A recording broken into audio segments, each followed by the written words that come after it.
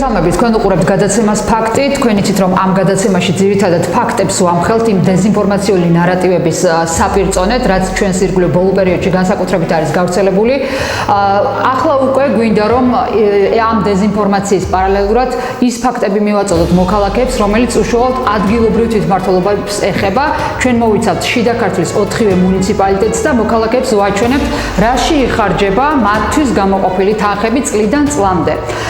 ვიდრე უშუალოდ კონკრეტულად ფაქტებზე გადავალთ, გვინდა რომ მიმოვიხილოთ ბოლო აუდიტის, სახელმწიფო აუდიტის დასკვნა, რა ეწერა, რა რეკომენდაციები იყო გაგზავნილი მუნიციპალიტეტში, ამ შემთხვევაში ვსაუბრობ გორის მუნიციპალიტეტზე და რა უნდა გაეთვალისწინებინა უკვე ახალ თვითმმართველობას 2021-25 წლებში. ამ საკითხთან დაკავშირებით დღეს ჩვენი სტუდიის სტუმარი არის თვითმმართველობის საკითხებში ანალიტიკოსი ოთარ კვერიკაშვილი.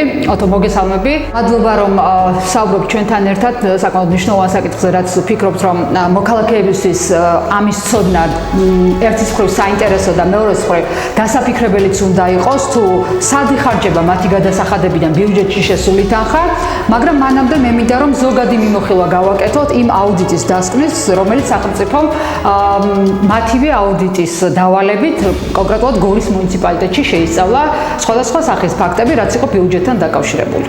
მოკლედ სანამ გადავალთ უკვე კონკრეტულად დეტალებზე და დეტალურად ჩავშლით იმ საკითხებს, რაც ძირითადად მიგნებებს, რაც გამოიკვეთა აუდიტის დასკვნაში, მინდა თავიდანვე დავიწყო ძალიან მარტივი ამბით, რაც ნებისმიერ სფეროში, ნებისმიერ ადამიანს და ნებისმიერ პროფესიას ეხება. პირველ რიგში ეს არის დამოკიდებულება. ამ ადამიანებს, როდესაც ირჩევენ თუ ნიშნავენ იმ თანამდებობებზე, სადაც ნიშნავენ, ისინი ვერ აღიქვავენ სად არიან და რეალურად ისინი უნდა წარმოადგენდნენ ხალხის მსახურებს და ისინი უნდა იყვნენ ხალხის სამსახურში. ამიტომ ეს არის მთავარი დამოკიდებულება. სწორედ ამ დამოკიდებულებიდან გამომდინარეა შემდეგ, რომ საშოვარზე მოსული ადამიანებივით არიან, საშოვარზე მტაცებლებივით არიან, ერთი სული აქვს მოასწრონ, დაიტაცონ და წავიდნენ.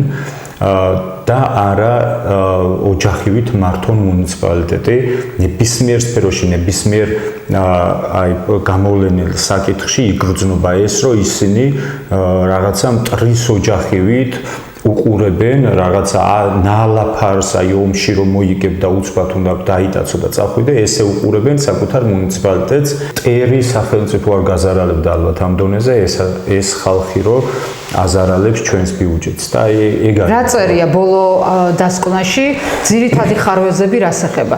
ხელშეკრულებები, რომლებიც არასაბაზრო ფასთან მიმართებით ძალიან დაბალ ფასად იყო გაკეთებული, თუნდაც 2014 წლამდე, თუ არ ვცდები 24 ხელშეკრულება ასეთი და არც კი გადახედილა, საბაზრო ფასი გაიზარდა, იცით, უძრავი ქონების მიწის ფასი გაიზარდა და ისევ იმ ფასებში აქვთ მიცემული ამ ხალხისთვის ეს გრძელვადიანი იჯარები. გარდა ამისა, აქ მიზეზი აქვთ კიდე ერთი მოტანილი, რომ როდესაც შეერთდა მუნიციპალიტეტი 2017 წელს დოკუმენტების კონსოლიდაცია ვერ მოხერხდა თუ რაღაც და თითქოს ვერ მოხერხდა და მუნიციპალიტეტის მიზეზი აქ მოყვანილი, რომ უფასოდ აქვს ფაქტიურად ასობით ჰექტარი მიცემული ადამიანებისთვის, რომლებიც ბიუჯეტში ერთ თეთრს არ ეხდიან. და რა თქმა უნდა ეს ამას ბავშვიც კი არ დაიჯერებს, რომ მსგავსი ამბები ხდება და შემთხვევით ობის ამბავია, აბა ვინმე წავიდეს და შემთხვევით თუნდაც ერთი გოჯემი წაიღოს, რა ამბავს დამართებენ. ანუ 2017-22 წლებში იდენტური ხარვეზები არის თუ რამე არის გაუმჯობესებული? კი ბატონო, იდენტური ხარვეზები არის განსაკუთრებით რამდენიმე ნაწილში და ეს არის ზოგადად სისტემური პოლიტიკა. აი მაგალითად მოვიყვან ამ შემთხვევაში გორზე ვსაუბრობთ, მაგრამ გორშიც იგივე ამბავი იყო და მოვიყვან მაგალითად სიღნაღთან კავშირს, როდესაც სიღნაღში 2017-დან 21 წლამდე ერთი ტენდერი არ ჩატარებულა, ყოველთვის აკეთებდნენ გამარტივებულ შესყიდვებს, სპეციალურად ქმნიდნენ ფორს მაჟორს, მაგალითად სკოლის სასწავლო წელი, როდესაც იწყებოდა სექტემბერში, მიჰყავდათ ეს ამბავი აგვისტოს ბოლომდე და მე ეძახდნენ, რომ აი სკოლა სარემონტო ფანჯარა, სარემონტო ბავშვები ვეღარ მოასწრებენ, ტენდერი რო გამოაცხადოთ, იმას თავის პროცედურები აქვს, დრო უნდა და ამ აქედან გამომდინარე აკეთებდნენ გამარტივებულ შესყიდვას და გამარტივებულ შესყიდვას ყოველთვის აკეთებდა სიღნაღის მუნიციპალიტეტი 2 ადამიანზე. ამასაც წინასწარ იქაც დარღვევებით აკეთებდა ამას, წინასწარ უხდიდა ზედმეტ ფულს და ასე შემდეგ, მაგრამ ეს 2 ადამიანიც მერთან დაახლოებული პირები იყვნენ და ასე შემდეგ. იგივე მოხდა მაგალითად აი ეხლანდელი გორის 20-21 წლების აუდიტის დასკვნაში წერია იგივე რომ სადღაც 15 სკოლა სწორედ ესეთი ფორს-მაჟორში დატოვებს და გამარტივებული შესყიდვებით გადასცეს და თან გადასცეს კომპანიას, რომელიც იყო 8 დღის შექმნილი სპეციალურად ამისთვის. გარდა ამისა, რაც ყველაზე მთავარია, უხარისხოდ შესრულებული სამუშაოებზე მინდა ვთქვა, რომ მუნიციპალიტეტი არასდროს არ ითხოვს ვალდებულებებით გათვალისწინებული, აი მაგალითად რაღაცები დაზიანდა, იქ ჩოჩიშვილის დარბაზი იყო, თუ არ ვცდები ვარიანის სპორტული დარბაზი იყო და კიდევ რამდენიმე სკოლა იყო, რომელიც შეასრულეს, გადაიხადეს 300-400-500 ლარი და რამდენიმე დღეში თუ ძალიან მოკლე ხანში ზოგს კარები სადღაც კარები ჩამოვარდა, სადღაც წვიმა ჩამოვიდა, სადღაც რაღაცა მოხდა. ანუ რაზე მეუთითებს ეს და მუნიციპალიტეტი არ ითხოვს არ არის ჩაბარებული სათანადო პროცედურები? ჯერ ერთი რომ ეგაც ფიქტიურია, ძალიან ხშირად რომ პროცედურები არ არის დაცული, მაგრამ მუნიციპალიტეტი არ ითხოვს ხელშეკრულებით გათვალისწინებული ვალდებულებების შესრულებას, მეტიც თუ ვინმე ასეთი ვალდებულება დაარღვია და ერთ-ერთი ფაქტია, არ მინდა რომ შევწდე, რომელსაც ჰქონდა 58 თუ 60,000 ლარი გადასახდელი კომპანიას და მუნიციპალიტეტმა ეს აპატია, თუ არ ვცდები შეუმცირა 5,000 თუ რაღაცა. აი წარმოიდგინეთ ახლა კიდევ უფრო მარტივად რო ავიღოთ, წარმოიდგინეთ მუნიციპალიტეტის მერი როგორც ოჯახის უფროსი. აი მუნიციპალიტეტი წარმოიდგინეთ მისი ოჯახად. ახლა როგორ წარმოგიდგენიათ, მოიყვან მუშა სახლში ტენდერი აი ესე აიღოს ადამიანებმა, ვისაც ვერ გაუგია და ვერ წარმოუდგენია და ვერ გაუთავისებია და ტვინში ვერ შეუშვია ის, რომ ის მუნიციპალიტეტის ქონება ადამიანების ქონებაა და არა მერის საკუთრება და არა იმის, რა ქვია, დეპუტატის საკუთრება. ეხლა წარმოიდგინეთ, თქვენ რომ მოიყვანოთ სახლში ადამიანი, მუშა, ან რაღაცა ჯგუფი, სამუშაო ჯგუფი და დაავალოთ სახლის რემონტი და ამაში გადაიხადოთ დიდძალი ფული 100, 200, 300,000 ლარი და რაღაც გააკეთებინოთ სამზარეულო, გააკეთებინოთ მისაღები ასე შემდეგ და უცბად დაგეშალათ ეს სახლი, ჩამოგენგრათ ჭერი, ჩამოგენგრათ კარებები, აბსოლუტურად რაღაცა უბედურება დატრიალდა თქვენ სახლში, დაინგრა ეს სახლი, უხარისხოდ არის შესრულებული, როგორ წარმოგიდგენიათ, ხო მოსთხოვთ პასუხს იმ მუშას, მუშების რაღაცა ჯგუფს, ხო მოითხოვთ, რომ აი ხელშეკრულება რო ქონდა დადებული, მოსთხოვთ ამ ადამიანებს, რომ რატო არ შემისრულეთ ვალდებულებები და აქ რა ხდება ახლა? უამრავი შემთხვევაა ამ აუდიტის დასკვნაში, მე მინდა რომ გადახედოს ჩვეულებრივმა რიგითმა მოქალაქეებმა და ეს არის საჯარო, ხო? კი, ეს არის საჯარო და ეს არის მათი ხელისუფლების აუდიტის დაწერილი და არა ჩემი მოგონილი. უამრავი შემთხვევაა ისეთი, სადაც მაგალითად აი ესეთი დარღვევებით შესრულებული სამუშაოს შემდეგ მუნიციპალიტეტი პირველი საერთოდ არ ითხოვს პასუხს, რომ რატო შემისრულე ესე.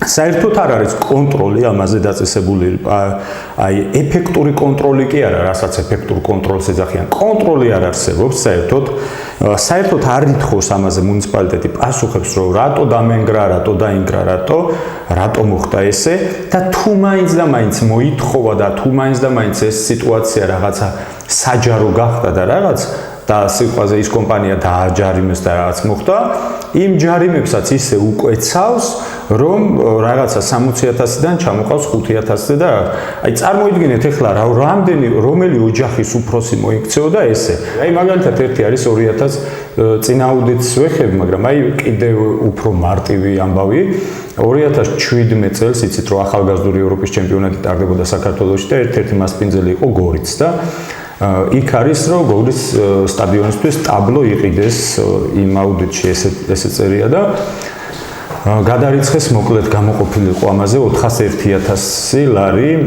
თუ 401 ან 402,000 ლარი და მოკლედ ტაბლო იყიდეს 170,000 ლარად. როდესაც აუდიტმა დასვა კითხვა, რომ ის დანარჩენი 232.000 ლარი რა იქნა, ამათი პასუხი არის მუნიციპალიტეტის, რომ ჩეკი დაიკარგა და ვეღარ იპოვეს. აი, როგორ წარმოგიდგენიათ, 232.000 ლარი იკარგება და ამაზე არ აქვს პასუხი. კიდევ უამრავი შემთხვევა, უამრავი მაგალითია იმის, რომ პასუხები არის მუნიციპალიტეტიდან, რომ მეილის პაროლი ვერ იპოვეს, ვერ შედიან და ამიტომ არ აქვს ამაზე პასუხი, როცა ეს არის უმარტივესი მეილის აღდგენა. ანუ რაც დავასახელთ ახლა ამ ფაქტებს, ეს ფაქტები საკმარისია, რომ კონკრეტულ პირებზე სისხლის სამართლებრივი დევნა ყო და საქმეები აუდიტსაც უწერია, პირდაპირ უწერია აუდიტს, რომ ჩვენ რეკომენდაციას გავცემთ პროკურატურისთვის, რომ ეს არის პირდაპირ სისხლის სამართლებრივი დევნის საფუძველი და ნებისმიერ აუდიტის დასკვნაში სავსეა ასეთი ამბებით და რა ვლაპარაკობ კიდე აუდიტის, შიდა აუდიტის. აი მაგაზე მინდოდა ზუსტად მეკითხა. არაეფექტურია, ხო? შიდა აუდიტიც არსებობს, ამაზეც არის გარკვეული თანხები გამოყოფილი, რომ ეფექტურად იმუშაოს შიდა აუდიტის სამსახურმა და წარმოაჩინოს ეტაპობრივად ის რაღაცა არასწორი ნაბიჯები, რასაც შესაძლოა ადგილი ქონდეს მუნიციპალიტეტში. რამდენად თანხმდრაში არის სახელმწიფო ბიუჯეტის ეს რეკომენდაციები აღმოჩენილი ხარვეზები და შიდა აუდიტში რას ამბობენ? ანუ შესაბამისობაშია? შიდა აუდიტი საერთოდ არ არსებობს. აი, ავიღოთ, რომ პირდაპირ უწერია, ეგაც უწერია აუდიტის სამსახურს, რომ შიდა აუდიტი არაეფექტურია, არაეფექტურიც კიდე რბილი ნათქვამია, არ ვიცი, ხო არიან სამსახური არსებობს. ისინი საერთოდ არაფერს არ აკეთებენ, აბსოლუტურად არაფერს არ აკეთებენ, არც რაღაცა პერიოდულად აქვეყნებენ ხოლმე რაღაცა ანგარიშებს მათი დაკვირვება რა. არა, აბსოლუტურად არ მუშაობენ ისინი არიან სრულიად ქმედუნაროები და ეს უწერი აუდიტის სამსახურს თუ რამეს აკეთებენ დაგვიანებით, აკეთებენ რაღაც შერბილებრივი. ერთ მაგალითს მოგიყვანთ, რომ 400 ჰექტარამდე მიწა იყო 4 ადამიანზე გაცემული. სადღაც 6-7 წლის განმავლობაში, რომელშიც გადახდილი იყო ბიუჯეტიდან 93 ლარი იჯარით. ეხლა 400 ჰექტარზე რო 6 წლის მანძილზე 93 ლარს გადაიხდი, ხო ხვდები როგორი სასაცილოებაა და ამაზე, როდესაც აუდიტმა მოსთხოვა პასუხი, მუნიციპალიტეტის პასუხი იყო ამაზე, რომ როდესაც ეს ორი ქალაქი ქალაქი და მუნიციპალიტეტის შერწყმა მოხდა, დოკუმენტების კონსოლიდაცია ვერ მოხერხდა და ჩვენ გამოგრჩა ეს. აი, წეგანაც ვახსენე 400 ჰექტარი მიწის ამბავი რომ გამოსცა. სად იყოს ის შიდა აუდიტი, რას აკეთებენ? ყველაზე ვერ ვიტყვით, იმიტომ რომ ადამიანები დილიდან საღამომდე შემსრულების როლში ასრულებენ იმას, არიან და ადამიანები ითავსებენ ჩვეულებრივი ტროლების და ბოტების როლს მუნიციპალიტეტებში. ანუ რაც ვისაუბრეთ ახლა ეს ყველაფერი რომ შევაჯამოთ, რეალურად რაში იხარჯება ბიუჯეტის ფული და აი შენი დაკვირვებით რა პრობლემები არსებობს თუნდაც გორში. უფრო მეტად რას უნდა ხმარდებოდეს ეს ბიუჯეტი, იმიტომ რომ ამბობენ რომ ჩვენ გავზარდეთ სოციალური პროგრამები, გავზარდეთ სამედიცინო მიმართულებით დახმარება, მოწყვლად ჯგუფებს ვეხმარებით და გვაჩვენებენ წლის ბოლოს ანგარიშის სახით რომ აი ამდენი დაიხარჯა, მაგრამ რეალურად ათვისება რომ აი მაგალითად ეხლა ერთ მაგალითს გეტყვით, მაგალითად კიდე ადამიანებმა კიდე გავიმეორებ გაიაზრონ რომ ეს მუნიციპალიტეტი ეკუთვნით მათ. აი წარმოიდგინონ თავის ოჯახში მსგავსი სიტუაცია. იყო ესეთი სიტუაცია, რომ საზედამხედველო სამუშაოების კონტროლისთვის მუნიციპალიტეტს სჭირდებოდა, მუნიციპალიტეტს პროექტის ჰქონდა, ტენდერი ჰქონდა გამოცხადებული, რომელი ფირმა გააკეთებდა რაღაც თუ არ ვცდები წყლის თუ რაღაცის საზედამხედველო სამუშაოები იყო, ამას არ აქვს მნიშვნელობა. და ერთმა კომპანიამ შესთავაზა 300 ლარი და მე 350.000 ლარად გაკეთება თუ არ ვცდები, აი აუდიტის სამსახურიდან გეუბნებით ამას და მეორე კომპანიამ შესთავაზა 800.000 ლარი. ან 800.000 ლარად შესრულება. ეს ნიშნავს, რომ შენს ოჯახში ვინმემ რომ მოიყვანო კიდევ იძახი რაღაცა ჯგუფი სამუშაოების შესასრულებლად, ერთმა რომ გითხრას, რომ აი მე ამას გაგიკეთებ 300.000-ად, რომელი გიჟი იტყვის, რომ არა 300.000-ის გადახდა არ მინდა, 800.000 მოგცემ და 800.000-ად გამიკეთე. და მოკლედ რა მოხდა, აი ძალიან კომიკური სიტუაციაც არის, ცოტა სიგიჟეა. დისკვალიფიკაციას იმიტომ ანიჭებენ მათი ტენდერების შედეგებში ჩანს, რომ ამ კონკრეტულ კომპანიას არ ქონდა ის პირობები, რასაც მუნიციპალიტეტი ეს ხომ არ იყო მიზეზი. კი, მან მივდივართ, მუნიციპალიტეტმა მოიგონა მსგავსი ფაქტი, რომ შენ არა გაქვს რაღაცა ის კვალიფიკაცია არის მორგებული. არა, კვალიფიკაცია არა გაქვს და ლიცენზიის არ ქონის გამო დაუბრაკეთ ეს 300,000 ლარიანი კომპანიაო, ესეთი მიზეზი იყო, რომ ლიცენზიის არ ქონის გამო დაბრაკეს ეს კომპანია და აღმოჩნდა, რომ წინა წელს სწორედ იმ კომპანიას შეუსრულებია გორის მუნიციპალიტეტისთვის სამუშაო, იგივე სახის სამუშაოები ზუსტად და თუ ლიცენზიის გამო დაბრაკეს და ლიცენზიის გამო დაახარვეს, მაშინ წინა წელს რატო აკეთებინებდნენ ლიცენზიის გარეშე. მაინც მიუხედავად ამისა, ამ кейსში რა არის საინტერესო, თბილისში სასამართლომ გაამართლა ის 300,000 ლარიანი კომპანია და მუნიციპალიტეტს დააკისრა ვალდებულება, რომ ამ კომპანიას შეესრულებინა. ამის მიუხედავად მუნიციპალიტეტმა სასამართლოც უგულებელ იყო და მაინც 800,000 რაღაცათ ვინც უკვე 500,000-ით მეტი იყო მოკლედ რა, ვინც უკეთებდა ამ სამხედრო სამუშაოებს, მაინც ესე გააკეთებდა. ანუ რა გამოვიდა? 500,000 ლარით აზარალეს გორის ბიუჯეტი ერთ კონკრეტულ შემთხვევაში. ეს 500,000 ლარი ეხლა წარმოიდგინეთ, რამდენ სოციალურად დაუცველს. ან სოციალურად დაუცველს თავიდანვე რამდენ განმანათლებლო პროგრამას შექმნიდა, რამხელა რამდენ კარგ რამეს გააკეთებდი ამ 500,000 ლარით. რა ვიცი, აიღოს ნებისმიერმა ადამიანმა 500,000 ლარით რას გააკეთებდნენ. და ამიტომ არის ძალიან მნიშვნელოვანი, რომ ადამიანებს ეფექტური კონტროლი ჰქონდეთ ბიუჯეტზე დაწესებული. აიღონ კიდევ ვიძახი, გაიაზრონ ეს როგორც საკუთარი ოჯახი. ავიღოთ 21 მაგალითად. 21-შიც იგივე პრობლემები, ოღონდ ეს წინა, კი, ბაზარი რომელიც არის რაღაც. 21 ესაც წინა აუდიტის დასკვნაში ეწერა, მაგრამ ნუ ესაც არ გამოსწორებულა.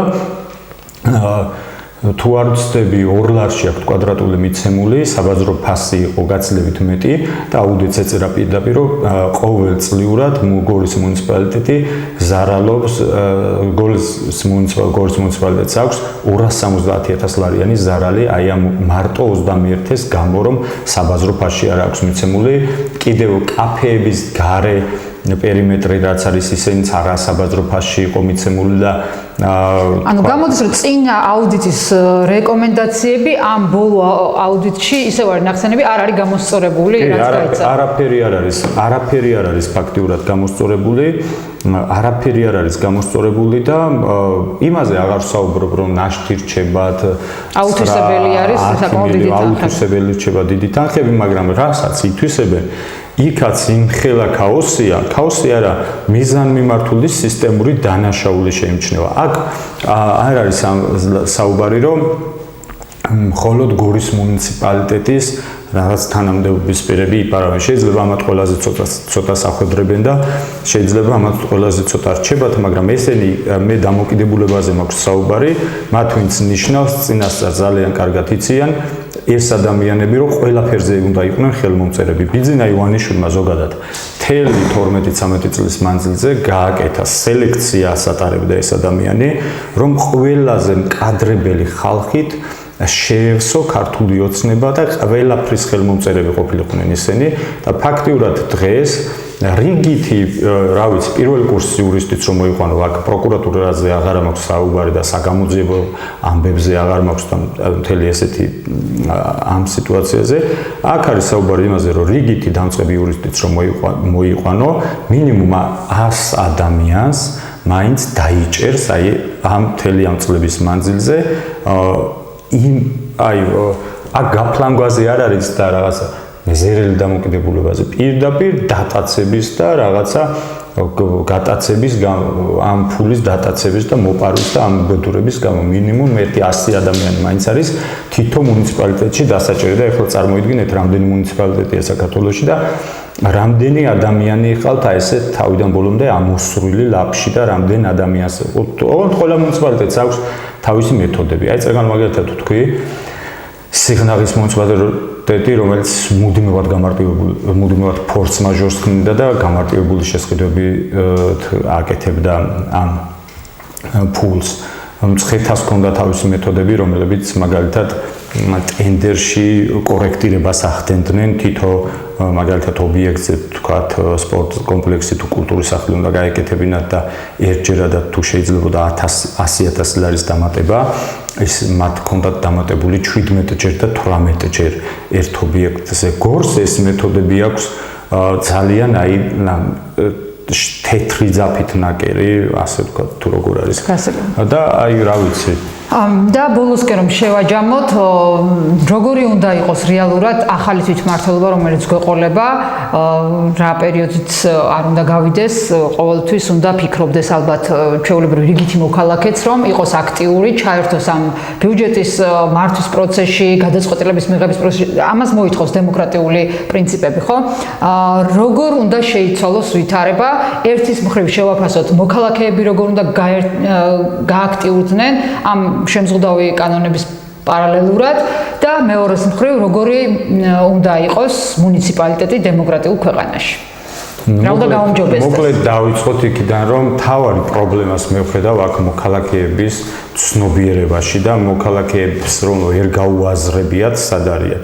მიუხედავად იმისა რომ რუსეთი თავისი ფსიქოლოგიური ოპერაციები და ჰიბრიდული ომის მეშვეობით ძალიან რუსეთმა ისე იმ დონეზე იმუშავა საქართველოში რომ მოქალაქეები აბსოლუტურად საკუთარ ინტერესებს მოარგო და ფაქტიურად გადააქცია რაღაცა ხელისუფლების დანამატად და ბევრ ადამიანს ვერც გაუაზრებია რომ საკუთარი თავის წინააღმდეგ თამაშობს ამ შემთხვევაში ამ ხალხმა რაღაცნაირად უნდა იპოვონ ძალა საკუთარ თავში და გაიაზრონ შეხედონ თავის ცხოვრებას რა ბოლო-ბოლო მაცივარი გამოაყენდა იმას შეხედონ და გაიაზრონ ვისთვის მუშაობენ რომ მუშაობენ ტაცებლებისთვის კორუმპირებული ჩინოვნიკებისთვის რაღაცა ათეულობით ოჯახისთვის თვითონ მუნიციპალიტეტში და დანარჩენი ეს ათასობით მოქალაქე არის გაუბედურებულ მდგომარეობაში რაღაცა ისეთ სიტუაციაში როდესაც ფაქტურად აი ზუსტად მან ჩაგეკითხები მე რა შემიძლია ნახე რა ხდება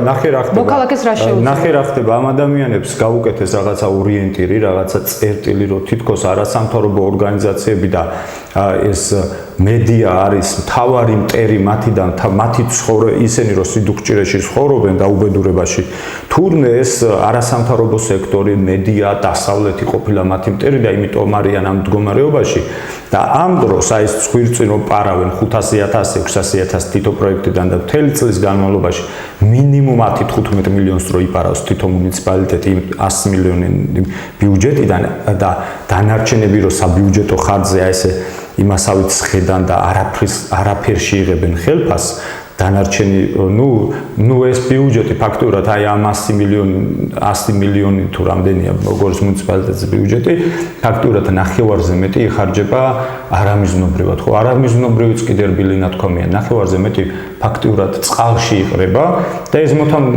მოქალაქეები უნდა მიხვდნენ რომ იმ არასამთავრობო სექტორზე კი არ უნდა ქონდეთ პრეტენზია და რაღაცა ჯავრი და ზისხი და კომენტარებს კი არ უნდა წერდეს. უნდა შეიგნონ რომ ეს არასამთავრობო სექტორიც რო გაქრება დღეს თუ პარავს იმ უბედურს ის 500,000 ლარს ერთი პროექტიდან ხვალ მოპარავს 5 მილიონ ლარს და თან ისე რომ აქეთ მადლობასაც მოახდევინებს და ამათ უნდა გაიაზრონ რომ ხვალ და ზეგ მათთვის გახდება უფრო ცუდი და ცუდი. კარგი არ მოვა მათთვის, კარგი დღე არ გათენდება, მით უმეტეს იმ სიტუაციაში წეგან ვახსენე ხელოვნური ინტელექტი და მთელი მსოფლიო როდესაც აი ტექნოლოგიური ტრანსფორმაციის პირობებში იმყოფება და ხელოვნური ინტელექტი ტალღასავით გადაულის მსოფლიოს ჩვენთან ისევ აი ქაოსის ჰიბრიდული ომის ფსიქოლოგიური ოპერაციის პირობებში ვიმყოფებით და ვერც კი გაგვიაზრებია რომ მზად შევხვდეთ იმ პერიოდს როდესაც 2-3 წელიწადში ფაქტიურად გაცილებით უფრო დიდ პრობლემასთან მოგვიწევს შეჯახება ეს იქნება ხელოვნური ინტელექტის ეპოქა და თუ მოუმზადებლები შევალთ ხელოვნური ინტელექტის ეპოქაში მინიმუმ 200-300,000 თუმცა არ უნდა დაგვაუწყდეს რომ მოქალაქეებს ყოველდღიური პრობლემები აქვთ და თუ ჩვენ ჩავდივართ და ვესაუბრებთ აი ტრენინგზე და ეს არის და რაღაცას გასწავლეთ გაგიზიარებთ ცოდნას მათ სხვა პრობლემები აქვთ და შემზადებულებიც არ ყოველდღიური პრობლემები იმიტომ აქვთ თუ კიდევ ვიძახი რომ ვერ გაუაზრებიათ რომ ეს მუნიციპალიტეტი ეკუთვნით მათ ეს ქვეყანა ეკუთვნით მათ და ეს სახელმწიფო ეკუთვნით მათ ისინი არიან საკუთარ ნაჭუჭში ჩაკეტილი. კიდევ ეუბნები გაიაზრეთ ხალხო, იმ დონეზე მოდით, რომ გაიაზროთ ეს პრობლემა, რომ შენ სახლში რომ აი ვიღაცამ სამუშაოები არ შეგისრულოს, სახლი დაგინგრიოს, 100,000 ლარი წაგართვას, მოგპაროს და მე როგორ წარმოგიდგენიათ ამაზე პასუხებს არ მოითხოვთ, რა თქმა უნდა,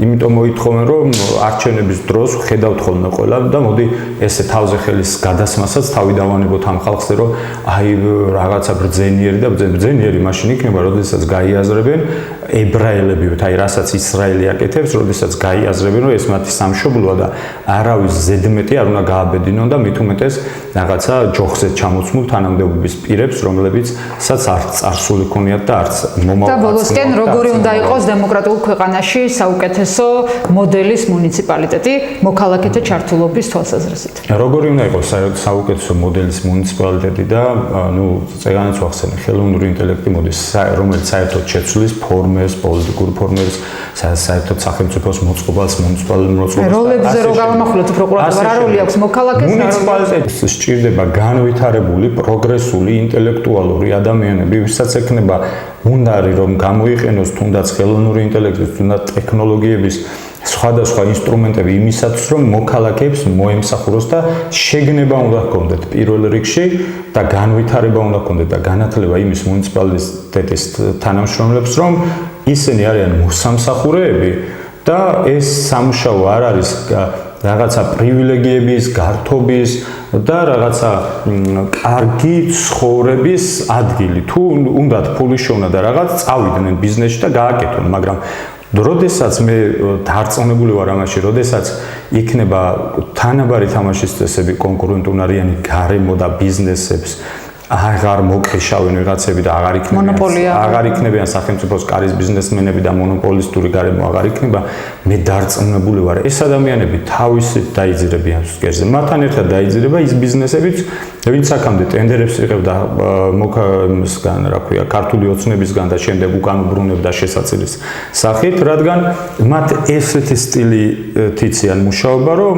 მუნიციპალიტეტი რომ მისცემს თუ მერია თუ გამგეობა თუ ვინ მისცემს ფულს, მერე ის უკან უნდა დააბრუნოს არტიის ამბავში და უკან აბრუნებენ იმ ფულს ტენდერს აძლევენ და ტენდერებს აკეთებენ იმ შემთხვევაში ეს ადამიანები, როდესაც კონკურენტი არ აყავთ. მუნიციპალიტეტი და ხელისუფლება ხელოვნურად აშურებს კონკურენტებს, მაგრამ როგორც კი შეიქმნება თანაბარი თამაშის პირობები და ერთ ადგილზე რომ გაჩნდება 20 მსგავსი კომპანია, რომლებსაც იდეებიც აქვთ, პროექტიც აქვთ, კარგად იციან ტექნოლოგიების გამოყენება, თანამედროვე თამაშის წესები, როგორ წარმოგიდგენიათ, ეხლა როგორ გაუძლებენ ეს ჩამორჩენილი ძველ კომუნისტურ ყაიდაზე მყოფი კომპანიები მუშაობას, როგორი მუშაობენ და გამორიცხულია მათი არსებობა, ჩათვალეთ, რომ ეს ადამიანები განწყობილი არიან დამარცხებისთვის და განადგურებისთვის, რაც თავის მხრივ ქვეყნის განვითარებას შეუწყობს ხელს და რაც მალე განადგურდება და მოისპობა მსგავსი მიდგომები, მსგავსი კომპანიები, მსგავსი ეს ჩამორჩენილი დაბნელებული მასა მით მალე აღორძინდება და აყვავდება საქართველოს მეურნეობაში. დიდი მადლობა. ჩვენი დღევანდელი გადაცემა დასრულებულია. საუბრობდით გასულ წლებში აუდიტის დასკვნის შესახებ, სადაც მოყვანილი არის არაერთი ხარვეზი, რომელიც წესით 2021-25 წლებში მუნიციპალიტეტებს უნდა გამოესწორებინათ, თუმცა ჩვენი ჯგუფი აკვირდება მიმდინარე პროცესებს, რამდენად არის გამოსწორებული ეს ხარვეზები და რამდენად არის გათვალისწინებული რეკომენდაციები, რომელიც სახელმწიფო აუდიტმა ანგარიშის სახით გასცა მუნიციპალიტეტებზე. გარდა ამისა, ჩვენ მაყურებელს უფრო სიღრმისეულად ვაცნობთ მათი უფლებების შესახებ, როგორ უნდა იყოს დემოკრატიულ ქვეყანაში აქტიური მოქალაქე, რა როლი აქვს მოსახლეობას კონკრეტული ბიუჯეტის მართვაში, გადაწყვეტილების მიღების პროცესში და ყველა ის მითი და დეზინფორმაცია, რასაც ამ დრომდე არაერთი ჯგუფი ავრცელებს მიზანმიმართულად, რომ მოქალაქეები გახადონ პასიურ რეჟიმში, არ ჩაერთონ პროცესებში, ჩვენ ფაქტების საშუალებით მათ მივცემთ საშუალებას, რომ შეიგრძნოთ და გააცნობიერონ საკუთარი როლი, როგორც ამ ქვეყნის მოქალაქის. ძალიან დიდი მადლობა, რომ იყავით ჩვენთან ერთად მომავალ შეხვედრამდე გემშვიდობებით.